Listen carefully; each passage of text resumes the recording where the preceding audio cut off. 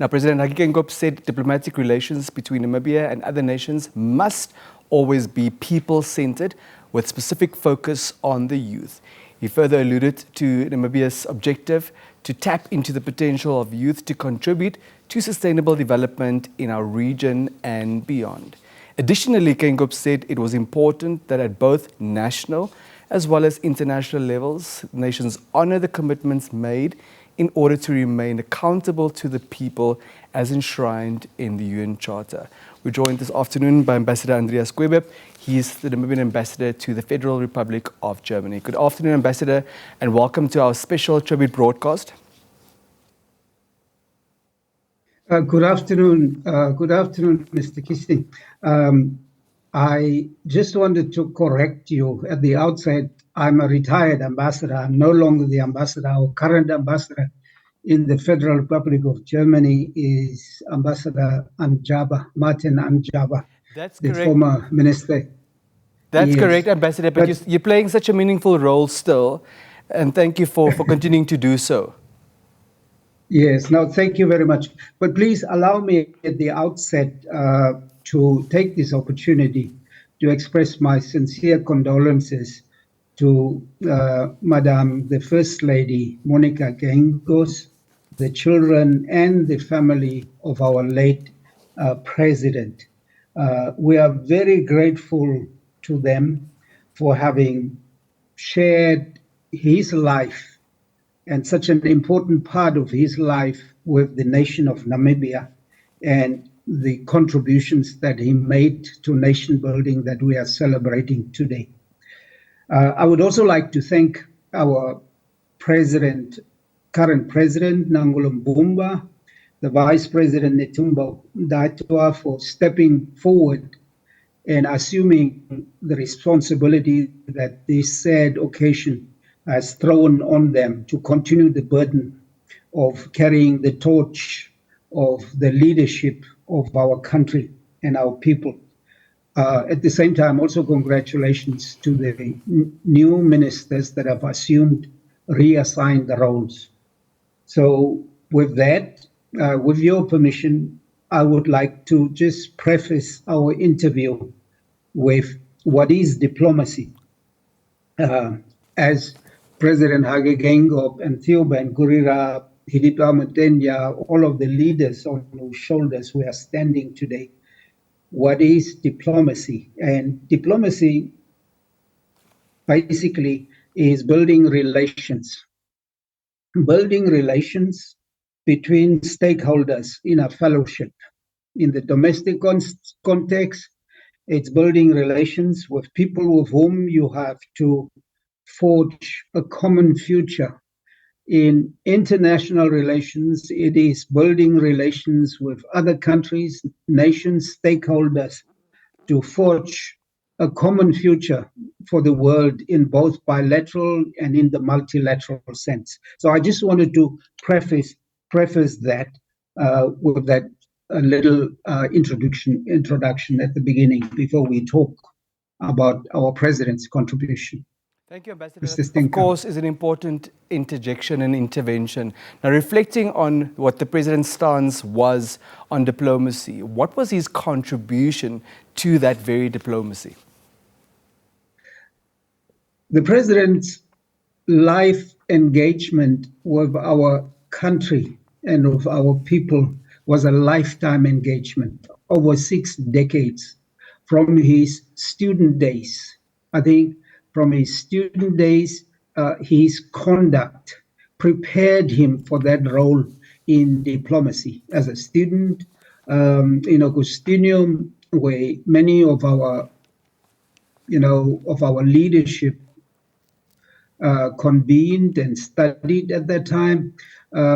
Subsequently, when he left abroad at the SWAPO headquarters, in Lusaka, the liberation movement, and subsequently during his studies in the United States.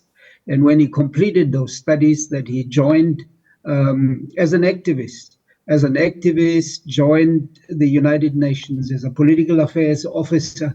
All of these stages prepared him for that future role future role. Now, at the United Nations, our president was very instrumental, and both him and Gurirab, Hidipo, and all the others were telling us, success in diplomacy is 80% preparation and 20% execution.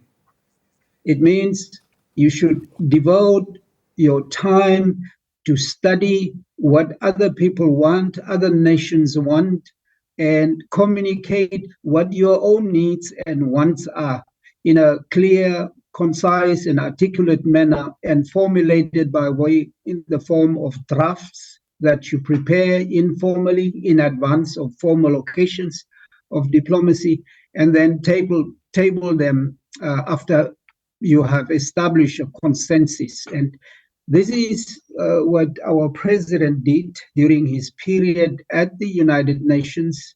I think there were a crucial period after they all explained there were four phases of Namibia's liberation struggle. The first phase was certainly the domestic mobilization of people to oppose the illegal apartheid occupation of our country that was condemned by the United Nations and the international community. The second phase was the armed liberation struggle that was waged by our People's Liberation Army of Namibia to engage the colonial army. At one stage, one soldier, South African soldier, for every civilian, Namibian civilian. I think it was the country with the highest militarization in the world at a certain stage.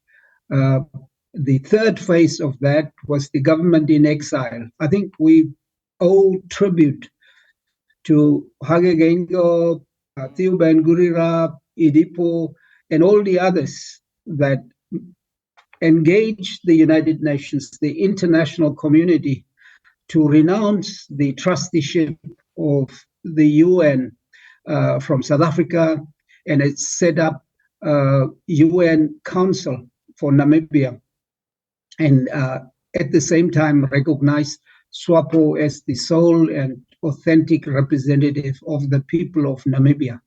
That recognition allowed, and that is the basic pillar of our diplomacy, pre-independence diplomacy, that it allowed Namibia and the representative of the government in exile to have a seat in all the international organizations where the Committee of Nations were convening to discuss global issues. So that is also the credit to them was the creation of the UN Council, United Nations Institute for Namibia, which our former president, headed up as the executive secretary of that institute. Ambassador, before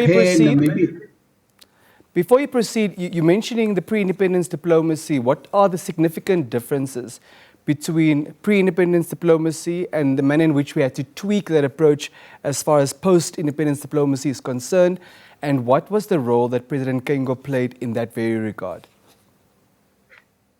I would like to say it is a continuity, and the person of the president, Geingob, and the persons of Hage and Hidipo and others that were engaged in that pre-independence. Some of us think that what President Geingob was preaching after independence, the drafting of the constitution, setting up the systems, the institutions, and the processes started in 1990. But there's a precursor to that, and there was a preparation to that. It's because of that preparation, again, as I said, 80% preparation and 20% execution, that we have the success. We drafted a constitution in relatively short order of time, 40 days. Other nations take 2 years to conclude such a founding document that is today loaded by many nations as an avant-garde constitution in terms of the provisions that it has. So there is a certain continuity between pre-independence and post-independence diplomacy in the persons that are involved, that were involved lifelong, close to almost 40 decades in the nation building, the preparation for that nation building when it comes up. Post-independence, obviously, the former president was the prime minister. After drafting the constitution, chairing the constituent assembly, he became the prime minister, head of government in parliament, government business in parliament. He was the head of the civil service. And as the first permanent secretary, I served under his auspices as far as civil service matters are concerned, reporting to the Public Service Commission and reporting to Parliament regarding the budget, Parliament Committee on Finances for the budget of it. So he was very meticulous in guiding that those systems and processes and institutions that we prepared for pre-independence would be executed. I recall an incident, if you don't mind. Please share, Ambassador. On the day of independence, I had an interview with an NBC reporter where I was asked about the order, national order of protocol, and I ventured, knowing fully well that no protocol had been established up to that stage. I ventured to explain that we are guided by a constitution, which our president drafted. And he called me after that interview to remind me that the protocol, national protocol, it's good that you are referring to the constitution as a reference, but protocol is also determined politically. It is a prerogative of cabinet to determine that political national protocol order. And he tasked me that I should prepare a cabinet submission at the next cabinet meeting to address that issue so that there's no vacuum, there's no loophole. There are systems and institutions and processes that should be understood commonly by everybody. Any other anecdotes that you'd like to share with us, having worked alongside him, particularly then in your capacity as permanent secretary? He is, like many people have recounted, a very studious person, meticulous person. Both, I think the three most important challenges that we faced post-independence were, first of all, the reintegration of Walfish Bay and the offshore islands. And the Prime Minister followed very closely, although the exercise of the negotiations themselves were conducted under the auspices of Theo Ben Gurira and the Foreign Service officials, our High Commissioner in South Africa at that time, and the small committee of negotiating officials in the ministry that I had to lead. But this the terms of reference for that committee was, and the guidance of that committee was provided by officials, senior officials from several ministries, including the Prime Minister's and that Prime Minister's office, and was chaired by Petrus Damasib. We were all mentioning the emphasis that the president placed on putting young people on the forefront of assuming responsibilities, of directing the business of and you know, myself, I was 36 years at that time when I became the first permanent secretary of Foreign Affairs. I think Petrus Damasib is 2 years younger than myself. So many young people, and it, of course, across in other ministries, whether it's the Leaki Angales, Kalesh Ledbine, the Minister of Home Affairs, current minister. There were young officials that were tasked with preparing meticulously, according to his requirements, those understanding what are the issues, the challenges that we are going to be facing, and how we should deal with those challenges when we arrive at the negotiating table to reach understanding. So the second occupation, the preoccupation after the first couple of years was the challenge of the dealing with the outstanding issue of having Germany recognize its genocide in Namibia and recognize, apologize, and compensate for that genocide that was committed because Germany never formally.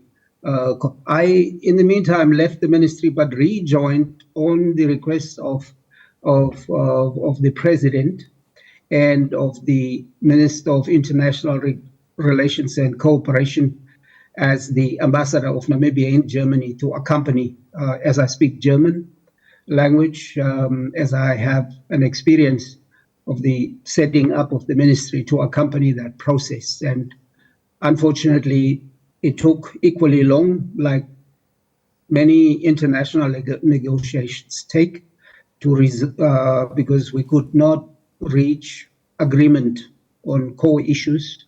But those were the things. But the president, Hakagengo, like Gurira, emphasized all the time, like with our post-independence nation building, peace is made with enemies. You negotiate peace with enemies. It takes give and take Ambassador, to reach a peace.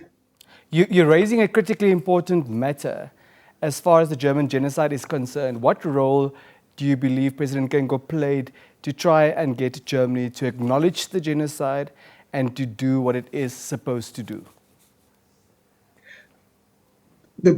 Our president was personally very committed to a settlement, to reaching a just settlement, not just any settlement. I recall many a times when, as one of the senior officials in the negotiating team, I was suggesting, what are our goals? And he says, no agreement is better than a bad agreement.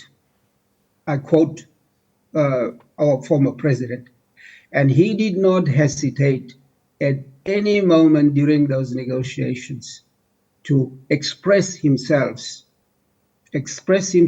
publicly, admonishing the German leader of the German negotiating team when they were stepping outside the framework of what he's supposed to. There are political issues that are addressed on a political level, but if they were stepping outside the bounds of their terms of reference, he would interfere and he would publicly pronounce himself on those. So it was something that was very dear to him.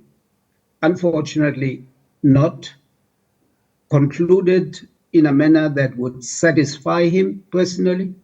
But it's something that we will have to continue to pursue, because he said,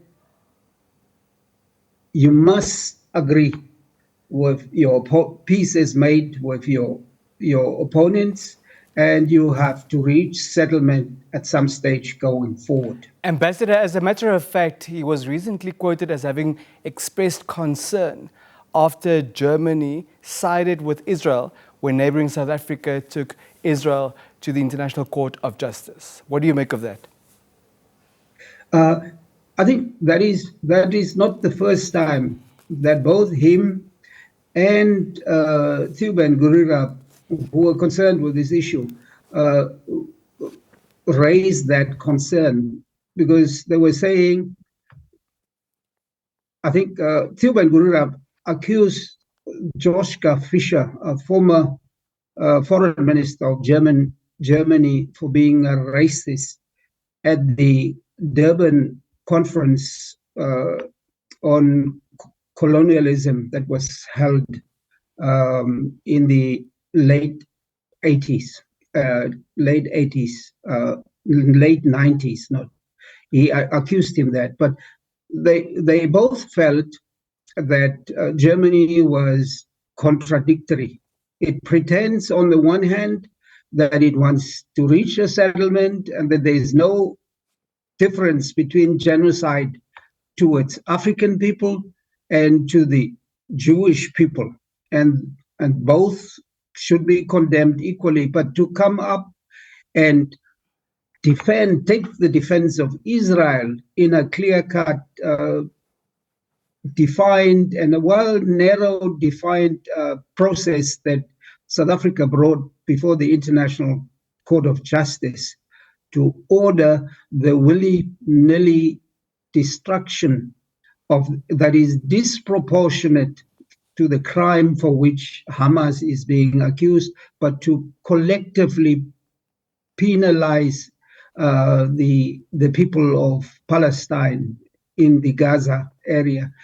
That is a contradiction, a total contradiction, and it's morally not defensible. And he was very strong about that. And I think most of Africa agrees. Most African countries agree with the position that he took. Ambassador, we're running out of time, unfortunately. You did say that the German genocide issue is a pending matter, a bone of contention that has not been dealt with completely yet. What is it that we need to do in order to ensure that we honor the legacy of President Guibeb, that we honor the work that he already put in that very process? I think that is an important issue, and it's an outstanding issue. I think that traditionally in government, that function was reserved for the vice president to deal with and to lead with. Now that we have the former former Minister of International Relations and Cooperation and Deputy Prime Minister as the vice president, I think the onus is on her to continue with a just conclusion of that issue and to resolve it together with our new Minister of International Relations and Cooperation, who is not new to the Ministry of Mirko because he previously served there as Deputy Minister. I think it's an urgent priority, and maybe they will take it forward to bring it to the attention to the Germans, rather than giving lectures about Palestine to South Africa. They should concentrate on settling the genocide that they committed in Namibia, and it's the first genocide in the history of humanity.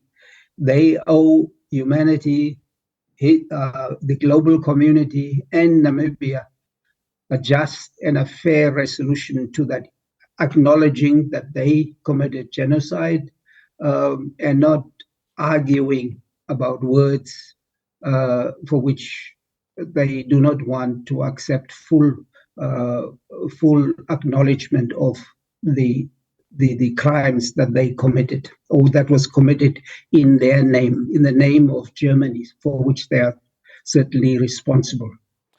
Ambassador, what will you miss most about the late Dr. Guibeb? I think his honesty, his directness, his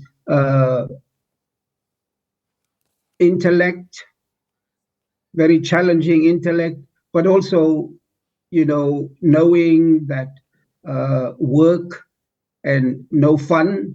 So after good, work that has been put in to relax, to enjoy social opportunities, culture, sports, is a complete person, and a person that you could relate to, that was accessible, and that was open to discussion at all times about issues that people wanted to raise or engage him with. And that is, I think, it's a personality, a person, and a leader in that sense that will be greatly missed. He was very accessible to everybody. Herr Guibeb, wir bedanken uns sehr herzlich bei Ihnen. Ähnlich, herzlichen Dank. Auf Wiedersehen. Auf Wiedersehen. That was Namibia's former ambassador to Germany, Andreas Guibeb, talking to us about the man that was Hage Geingob. He says he was both hardworking, but certainly could also prioritize fun. He will miss his honesty and his directness.